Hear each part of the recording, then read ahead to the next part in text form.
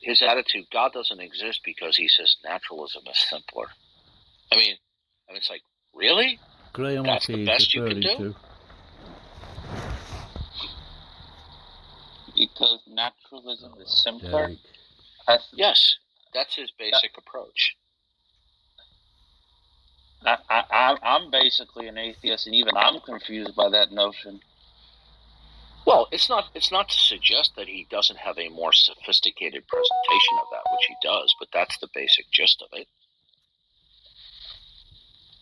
Okay? Yeah, I would definitely need an explanation to figure out something as confusing as that. Look, you have to understand that both the God world and the not God world are universal declarations. Okay? Yes. They're universal. Now, when it comes to the universal declaration of the God world, the only way that we could only feasibly do it is if and only if in the God world, God himself takes the initiative to give self-disclosure of himself. Without such self-disclosure, there would be no God to invoke. Okay? Right. Now, in the not God world, on what basis do they make any universal declarations? How could you? Are you going to do it deductively? Are you going to do it inductively? Are you going to do it abductively? How are you going to establish it deductively? How are you going to ground, ultimately, any premise at all in order to do it deductively? You certainly couldn't do it inductively, and abductive reasoning doesn't get you to a necessary conclusion. So it is just painfully laughable that people hold to disbelief. Because a universal declaration of no God is something that cannot be rationally defended. Although people attempt to write books and claim to do it, they try to present a semi-sophisticated reasoning. But when we distill it all down, they're making a universal declaration. How could they do so? Unless there is an absolute ultimate God that has a specific character set and that he provides us to appropriate that there are certain universals, including himself as the ultimate universal, how could man, the would-be autonomous man, be able to instantiate anything being universal? I see.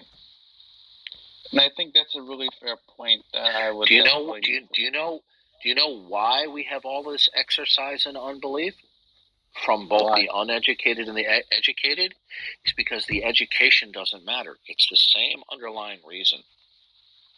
They have an attitude of what is called would-be autonomy. Okay? Either the mind of man, your mind, my mind, their minds, right, is autonomous, and if not, then that means that the mind of God is autonomous. Okay? Right. Now, if the mind of God is, and God is autonomous, then our mind is creaturely, and therefore it could not be autonomous. And by autonomous, what I mean is that the mind of man simply operates for whatever reason, but without ultimate derivation and absolute dependence upon the mind of God. That's what I mean by the would-be autonomous mind of man. But the person who's operating under the would-be autonomy of man and using their inductive or deductive reasoning could never establish the metaphysical grounds for their autonomous reasoning. Because what would absolutely exist and ultimately exist to secure whatever fundamental parameters across the scope of all real things in order to be the necessary preconditions for them to even reason that the grass blows in the wind? See, to even say the grass blows in the wind is to presuppose a system whereby there's reason, truth, and intelligibility, and that there's continuity amongst discontinuity, and that there's some unity among diversity, and that there's identity over time. What makes those things real?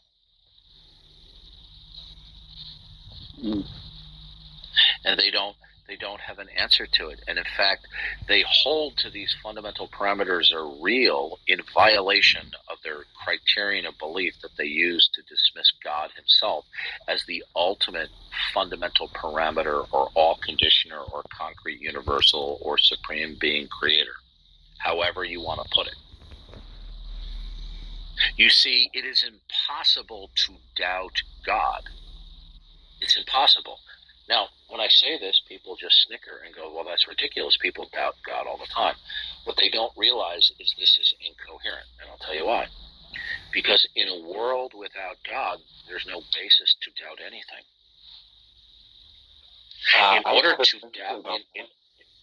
Hold on one second. In order to doubt anything, including God, there must exist the grounds of rational inquiry. Okay? Yes. So, how would one be in possession of the grounds of rational inquiry in order to doubt God, okay, when you don't start with God as your ultimate precondition? What's your question, sir? Yeah, first off, can you hear me well? Is my microphone working? Yeah, you're loud and clear. Working great. Oh, okay. Wonderful. So, I would just like to ask how God being a mind is necessary for God to be revealing. Can you give me a little more clarity on that question? Sure. If I understand your position correctly, you're saying that we need that the ultimate grounding of intelligibility needs to be a mind, or else it can't be revealing in such a way that we can know that intelligibility is true, right? Yes. And so I was just wondering, what's how to say, the mechanism, why does it logically follow that the ultimate has to be a mind in order to be revealing? So what's the contradiction if it's just not a mind, if it's just without a mind, you know? How does a non-agent reveal? Oh, I wouldn't know. I wouldn't know either. Okay, wait. What would you say if I just appealed to mystery? Would that be bad? Oh, that would be epistemologically catastrophic for you. Okay. Either we are going to start metaphysically that God is the ground of all being. He's the absolute. He's the ultimate. That then in turn instantiates all of the unity and particularity. Okay, or your only alternative is that all of the particulars, okay, John, I'm back. Whatever they are, however you invoke, describe them, or represent them, are shrouded in ultimate mystery. Therefore, there's no rhyme or reason as to what anything is. No, I agree with that. Maybe I made myself unclear. I wasn't appealing to mystery Keep coming back in the for sense more. that I mean, he complained I would just appeal to mystery sort of, in about the way the conversation I'm saying went. that dialogue, I'm appealing to mystery in the sense that but he comes back. The mechanism behind how something that isn't a mind reveals intelligibility to us, that I would appeal to mystery there. I wasn't saying that I just generally appeal to mystery for intelligibility. Okay. If you're going to posit that there is an absolute, an ultimate, but that it's not an agent, how would you do so?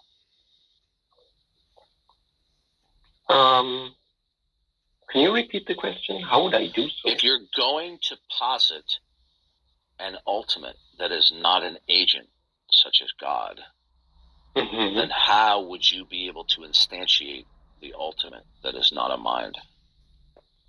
How would that work? I mean, it's kind of analytically true, because I would say that ultimate makes me to know that it's.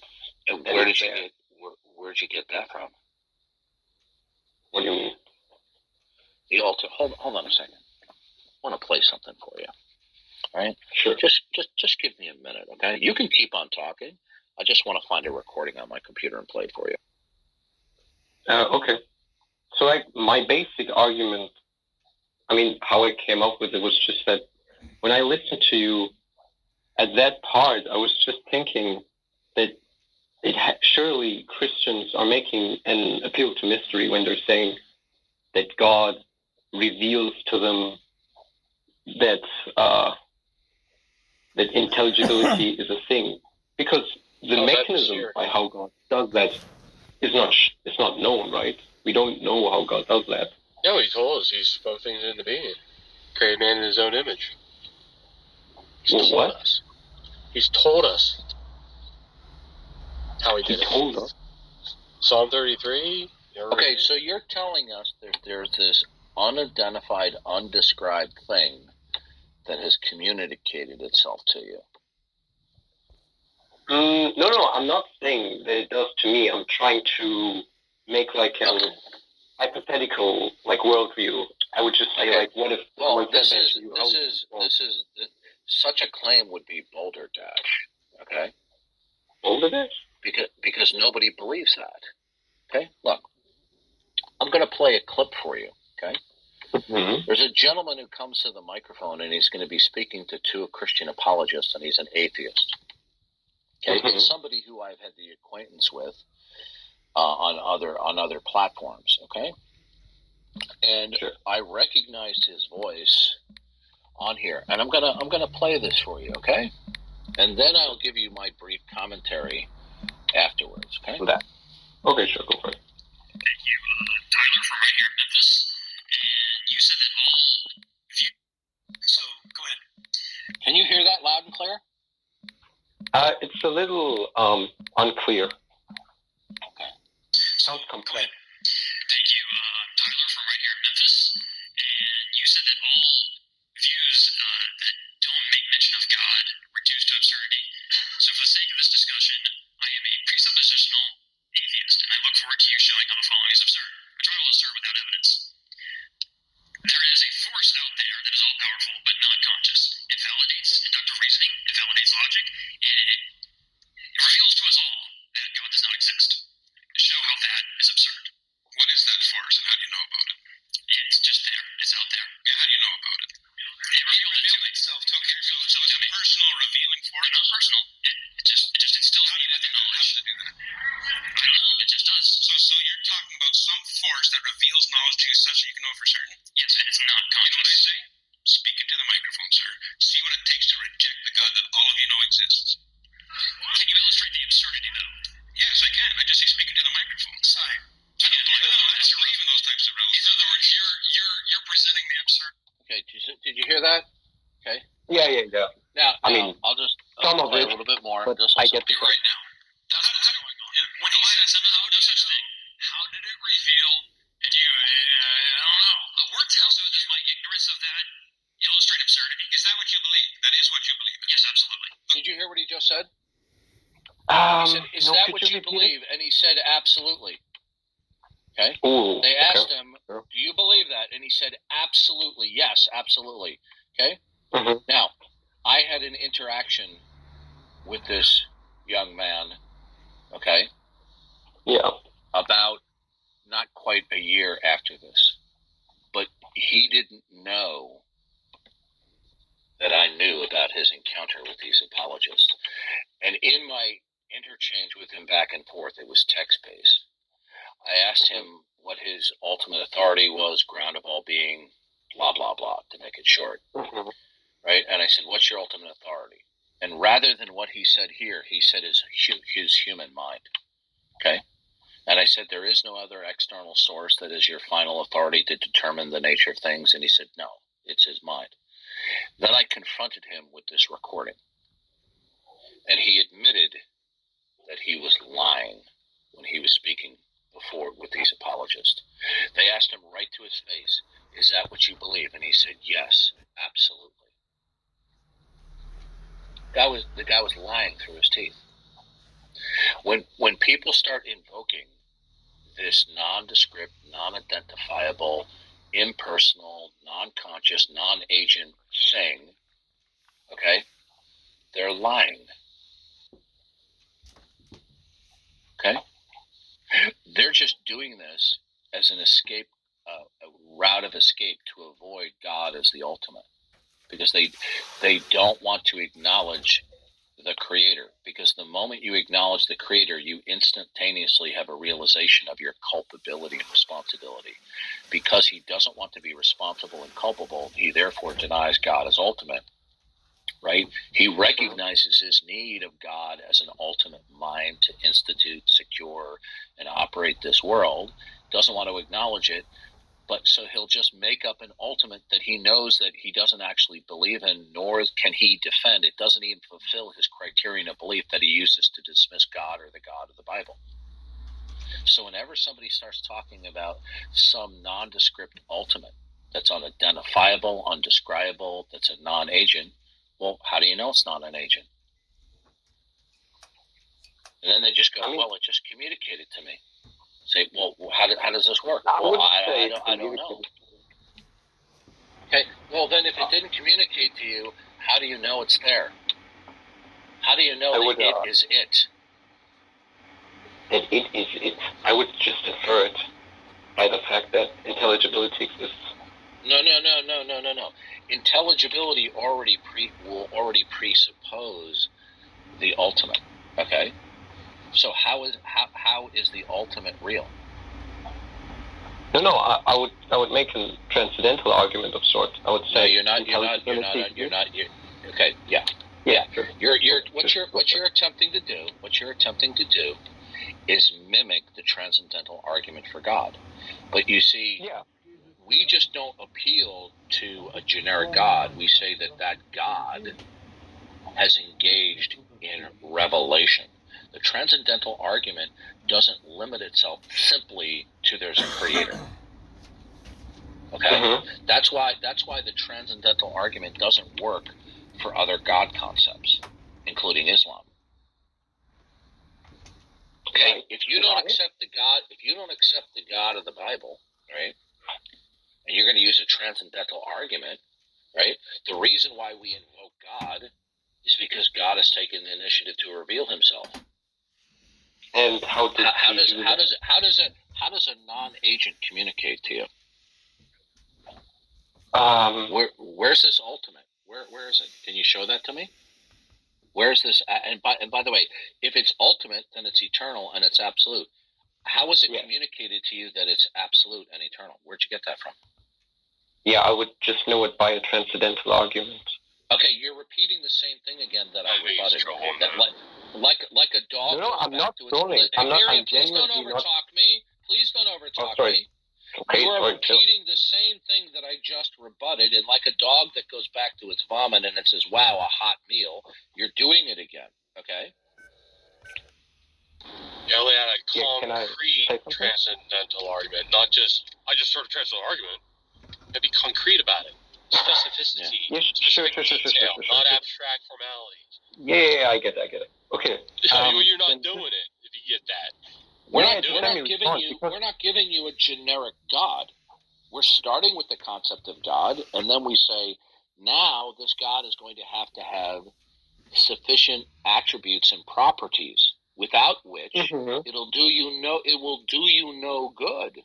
Okay? Yeah. And okay? So all you're just simply doing is you're constructing an idolatrous framework because you don't want to submit to the ultimate, which is God, the God of the Bible. Okay, would you explain to me then what those attributes are, which are necessary? Triune. I don't seem to be following that. Well, as Matt just said, he's triune. God must be. We only know that on the basis of His revelation. Yeah, and that's a necessary attribute. Yeah, God reveals that He's triune. He's triune. He's always truth revealing. He's omniscient. He's omnipotent. He has a redemptive plan. He's holy. Keep going. Yep. He's holy, righteous, just. When we look at all great God's making properties, remove God's great making properties, and you're in a whole bag of hurt metaphysically and epistemologically. The bottom line is you refuse to acknowledge that God is and that He's revealed Himself. Isn't that correct? Wait, I don't understand the thing. I asked you a question. Do you refuse to accept what I just said? I have a question about that. Do you refuse to accept what I just said? That the God of the Bible. Something I don't understand. Okay, we're not doing this. Okay, you're now back. But I just. Okay. All right. Okay. You see, I asked somebody a straightforward question 3, 4, 5 times, and every time when I repeat myself, they come around and want to jerk me around with their little verbal rabbit trailing. Okay. After I ask about the 5th time, I've had enough. I've had my Popeye moment, and he's bounced. Okay. We're not going to play this game. You are free to disagree with me or Matt or others. But what you're not free to do is to jerk us around, and when you're asked a direct, straightforward question, over and over and over again, you continue to dodge. At least I was able to answer your questions. Yeah, and that's why you and I may not agree on certain things, but you are trying to put a good faith effort to be truthful and transparent in spite of whatever disagreements we may have. Okay? Yeah. This is why do you think the title of the room is what it is? Okay? Because these people reserve the prerogative for themselves to lie. Okay? And by lying, I mean obfuscating, prevaricating, dodging, rabbit trailing, when it suits their purposes. Okay? They may not do it right away. Once they start to get uncomfortable with the questions, that's when they reach into their little canvas American atheist tote bag and pull out their little verbal bag of tricks. Okay? It wasn't because he was saying something I didn't like or disagree with. He was purposely refusing to answer a simple question that I'm making. And at this point, there's no point in continuing the interaction if you're going to absolutely refuse to answer simple, fair questions. Right. A conversation can happen when someone doesn't acknowledge what's being said. Yeah. I had one more question if you want. Sure, go ahead. Go ahead, listening. To the book, some questions, if you really would like to ask. You're roboting. Oh, hold on.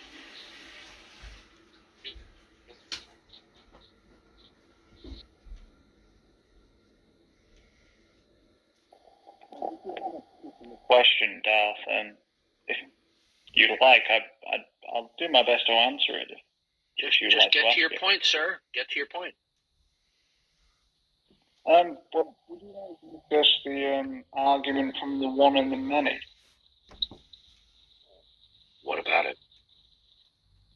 Well, not everybody's familiar with the argument from the one and the many. Maybe you could lay the argument out in perhaps premise and conclusion form. So just to give people a brief introductory. I'm not going to give you a formal syllogism. I have to sit down and think that out before I write that out. But the one and the many problem is a perennial problem in philosophy. What is the ultimate nature of reality? Is it in its oneness or not its oneness, meaning the many? In the God of the Bible, we have a complete solution and resolution to this problem. Outside of the God of the Bible, there is no solving this problem. Right. It's still part of the transcendental argument. It's part of our worldview. Do you have a solution to the one outside of the God of the Bible? Remember, syllogism presupposes the one and the many. Do you have a solution to the one and the many problem outside of the God of the Bible? A solution. You mean? Can you get closer to your Wi-Fi source here, please? You're roboting. It's unintelligible, and I probably shouldn't continue talking. Yeah, you need to get you're roboting. Am I roboting right now? No, you're not, William. Okay, good. I can ask my question. So this is referring to. But I'm going to go back to Derek as soon as he clears that problem up. Yeah, I got you. I can't hear you. Excuse me, I said Derek. I meant Jose. Excuse me. Right. So Here's another thing that I noticed could be used as blocking him because I don't want a big red stripe across used as something in the case for atheists. So in the Bible, in the story of Genesis, and this is something that I learned from my Intro to Religion class, when we look back into Judaist religion in the book of creation, because the Old Testament is still just the 5 books in the Torah, in the Tanakh. In the specific part where it says that the water was red, there was someone that actually commented here a while earlier that was saying, let me pull up the comment just real quick. I'm just scrolling up quickly. Are you talking about the plagues of Moses? No. Back in no. I'm not talking about the plagues of Moses. No, all the way back in Genesis. Well, if you could give us a specific verse that I could look up on my phone right now, that would be helpful. Oh yeah, you know what? I'm gonna do that. I'm gonna mute myself and I'll do that real quick. Okay, are you there, Jose? I guess not. Welcome, Derek.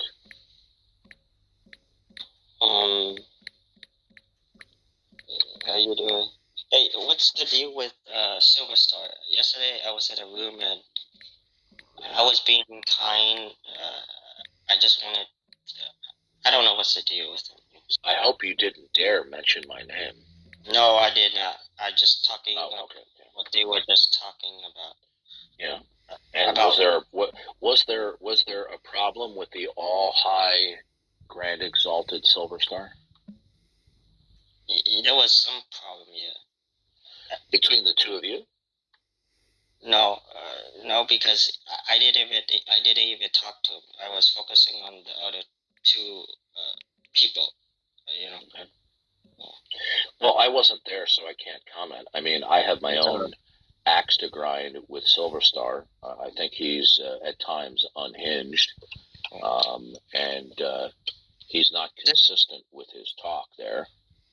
Yeah, there's one thing he said. He said I was interrupted. I interrupt, but when I watched the recordings, I wasn't really bad. You have to understand that he's a school teacher in Japan. Okay, and he's probably used to conducting his classrooms with an iron fist. So if you don't deal with him the way he expects his students to deal with, then he's probably going to come down on you. Okay, this is a guy who made open accusations about me, for which he wasn't present, that the accusations were relevant to, and he wouldn't let me defend myself and kicked me from the stage. This is the kind of disreputable individual we're talking about. Yeah, I even made a room. I said, come in here and just defend why you put me down. I didn't really do nothing. So Walter, why don't you come up? You want to whine and bitch in the text chat? Come on up. Let's see if you have some balls, Walter. Come on up. Now, what complaint or criticism would you like to lodge?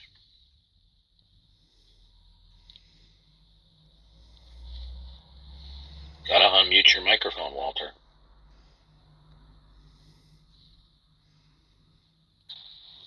Walter. Wow, he just. Yeah, why am I not surprised? He's back. Go ahead, Walter. We're waiting, Walter. Oh, I didn't realize I was on mute. Okay. Can you hear me okay? Yeah, so when people usually make attacks, criticisms, or complaints in the text chat, I strongly encourage them to do so where somebody can talk back. So what complaint or criticism would you like to make? I don't know. I just feel like every time I hear any room that you're in and you ask people questions and ask them to just really expand on their questions, they never get the same thing from you. Like you never answer their questions. You say, I'd be happy to get there, but it never happens. That's a lie. I was literally just in a room listening to you an hour ago, and you did that multiple times. So against Mark, just laying it out earlier. Okay, where you're lying here, we had to resolve the issue about his atheism first. I told him as soon as we resolve the issue about your atheism, Okay, I said, then I will answer your questions about my rationales for God belief. So stop lying. I'm not lying. I literally listened and I saved the replay. I mean, I can go back to it and listen. Okay, what I'm referring to your lying is your generalization. The specifics do not apply to the situation with Mark. I kept on telling Mark over and over again. Mark kept on trying to raise a question about my model of my worldview as a diversionary tactic from explaining his atheism. Okay?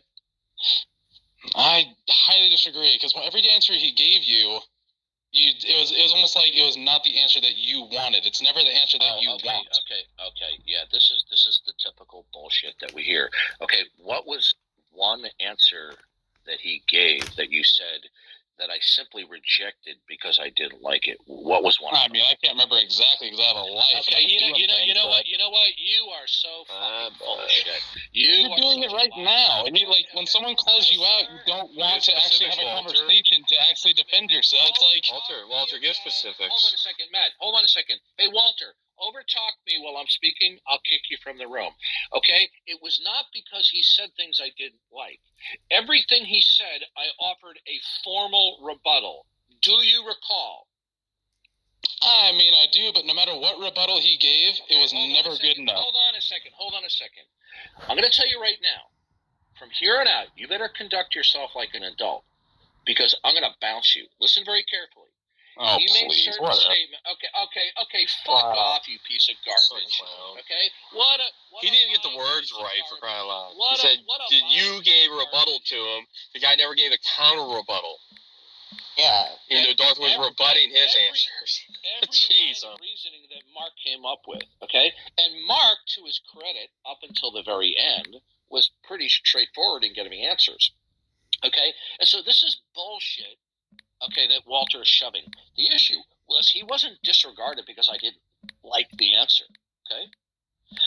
The issue was when he would make a case for atheism, I would show him why his line of reasoning wasn't rational.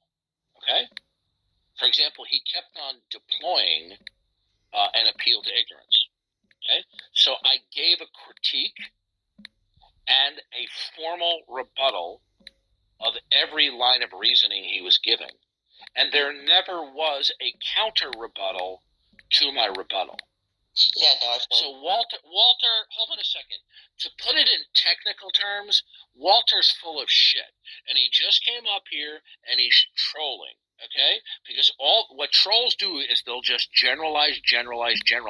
And so when I was trying to get Walter to give specifics, he wouldn't do it. He would, you just didn't like what he had to say. You were just dismissive because you didn't like what he said. No, I never said I didn't like it. I said what you're saying is fallacious, and here's why it's fallacious. And Mark stood there never once giving a counter to that.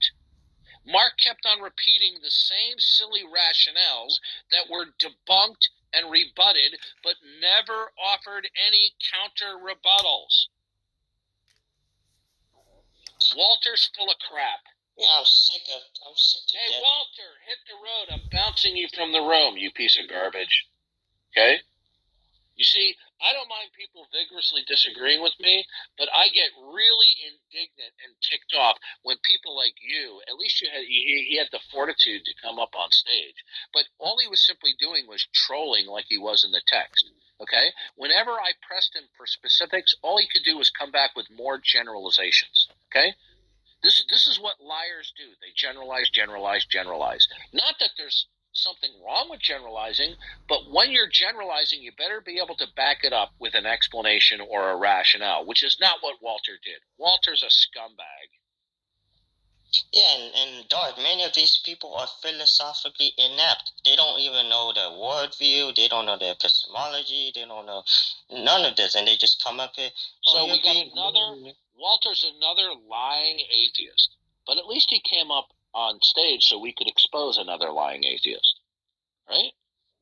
Yep, confront him. Just bring him up. Okay, Mark and I both agreed that we had an entirely cordial and respectful interaction. And in fact, I gave Mark more time than 99% of all the people that I deal with on a regular basis. I bent over backwards being cordial and patient and polite with Mark.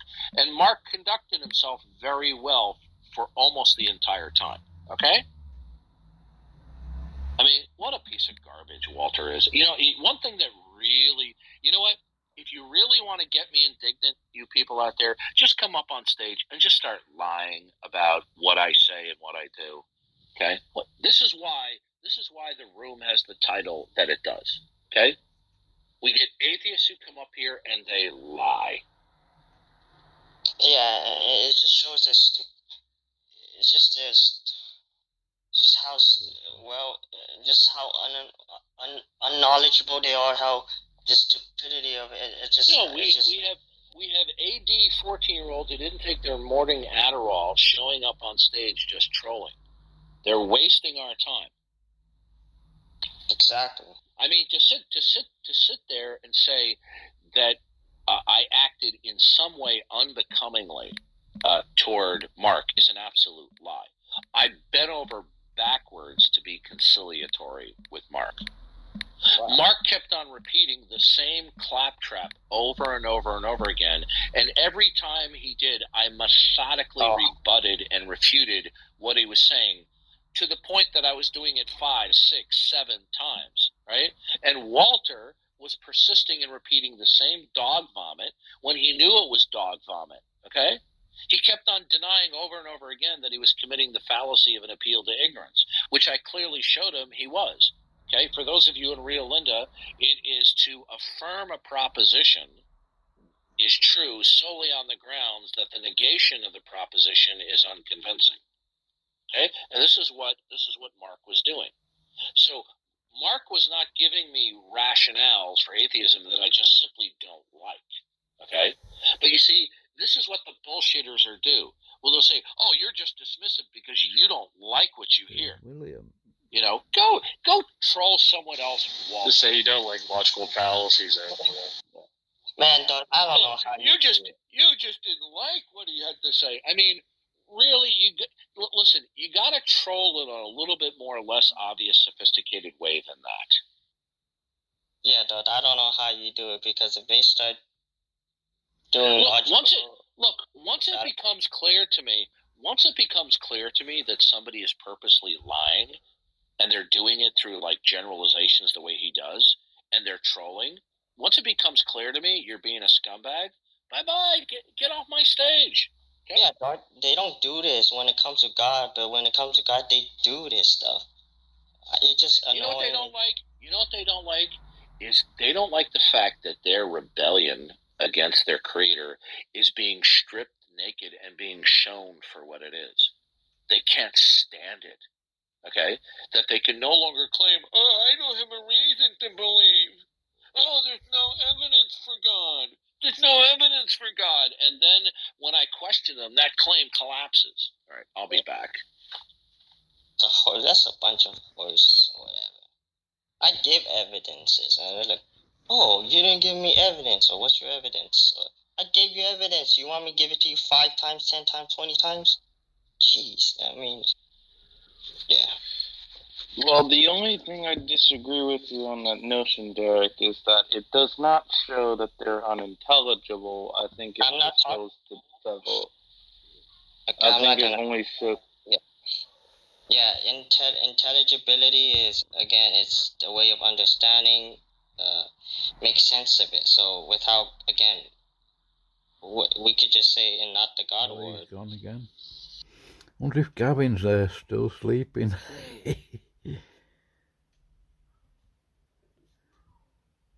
Go on, Gavin. I wonder if you're awake yet.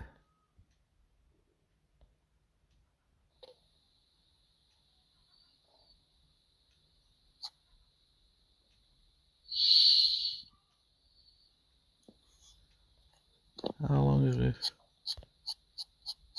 This should have been running.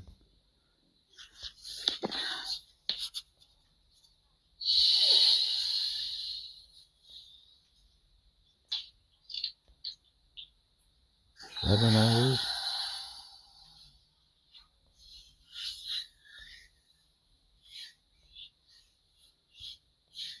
8 hours ago.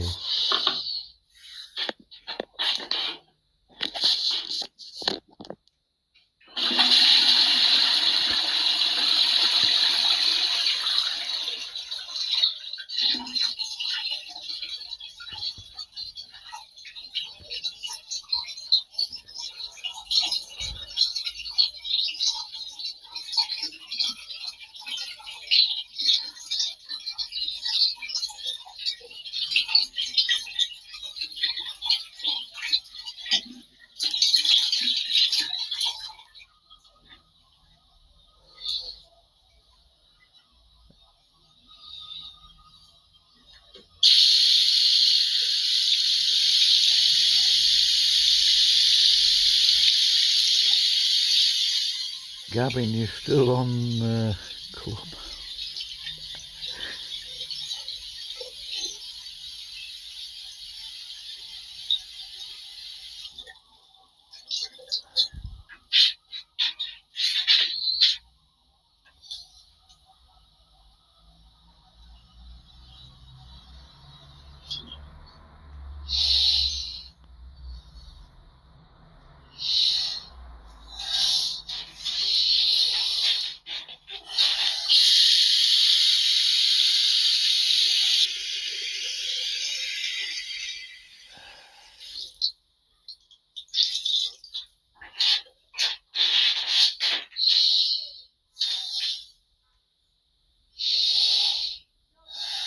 What are you doing, Gavin?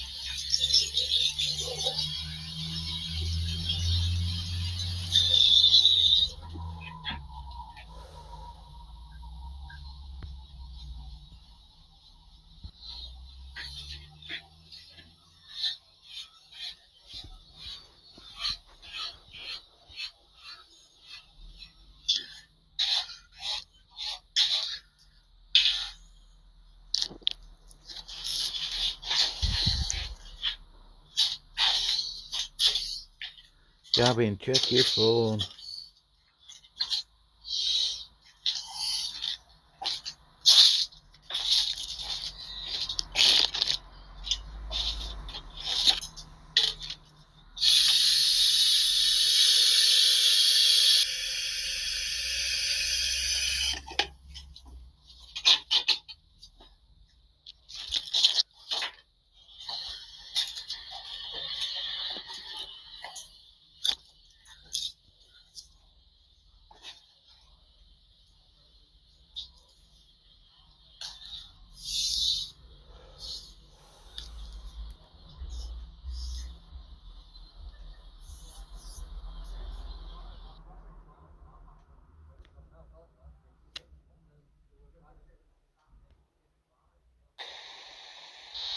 You understand an element is, different than the whole? Part is different than the whole?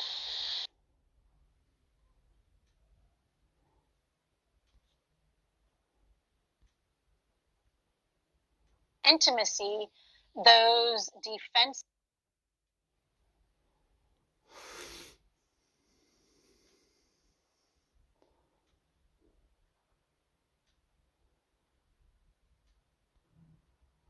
If we want to call you as like the human being, then you.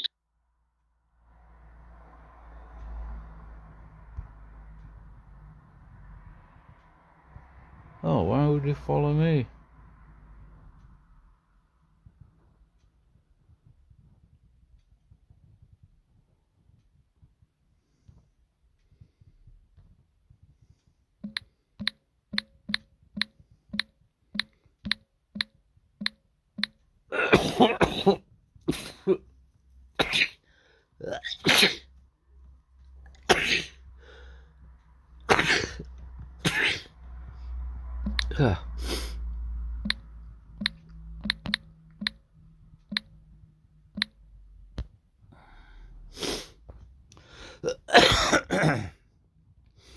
Ecumenical, not keen.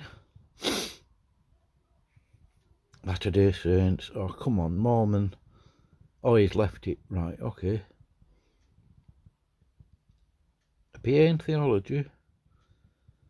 Master of Theology, St. Leo, that sounds Catholic. Oh, Ave Maria University, definitely Catholic. Pray to Mary, that's what Ave Maria means. Benedictine.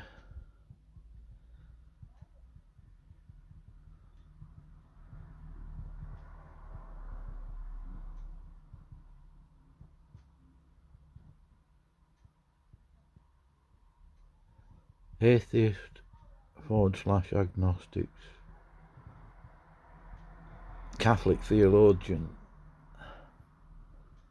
I'm not keen. Why would a Catholic follow me?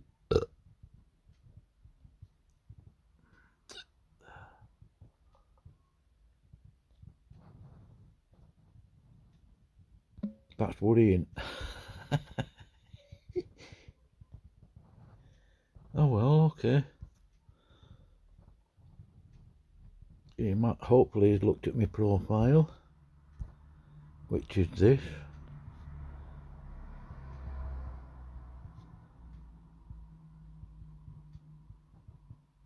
So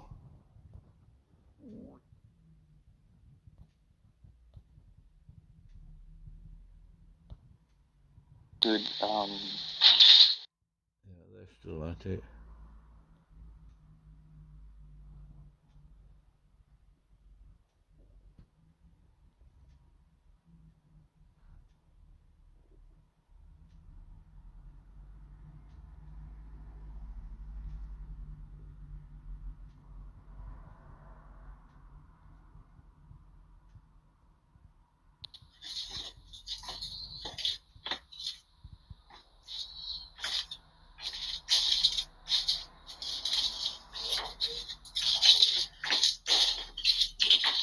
Check your phone, Gavin.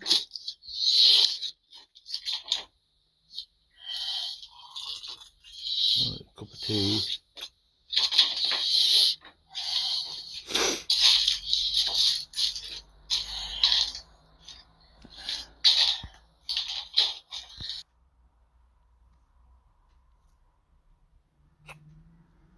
Sick of it doing that. Where's Darth gone?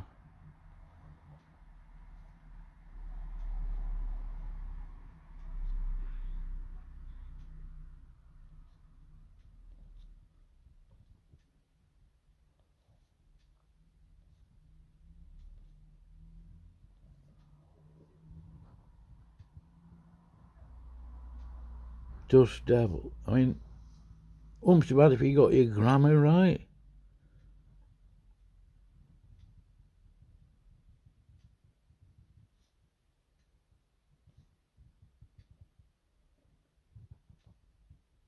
If you just read it from where you see, yeah, let's go. No, let's go.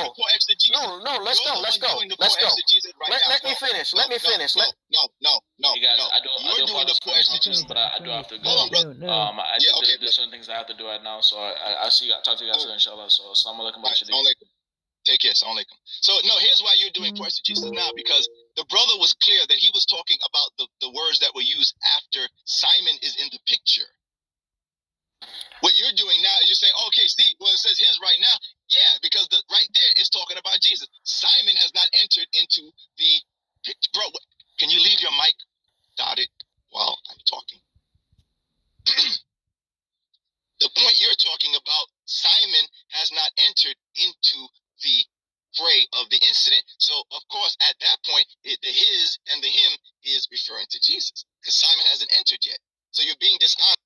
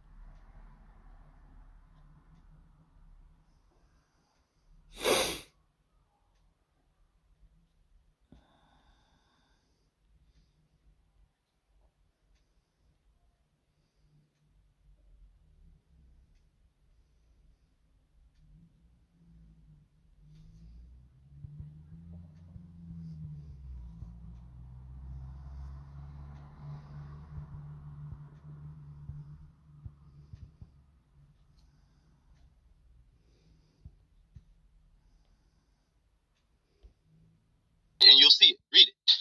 No, Simon does not become the subject. Yes, he does. Read it and you'll see it. Read it and you'll see it. Read it. It's not because, again, poor academia. Bro, no, you're wrong again. It's not poor because even that's the proof that I told you. Palestinian Christians even understood it that way. Where'd they get it from? They understood it. They understood it wrong. Well, maybe you understand it wrong. But like I said, if you read it right now, we'll see. Read it right now, and we'll see. Right now, where were we? Real quick, where were we? Let's see here. Verse 32.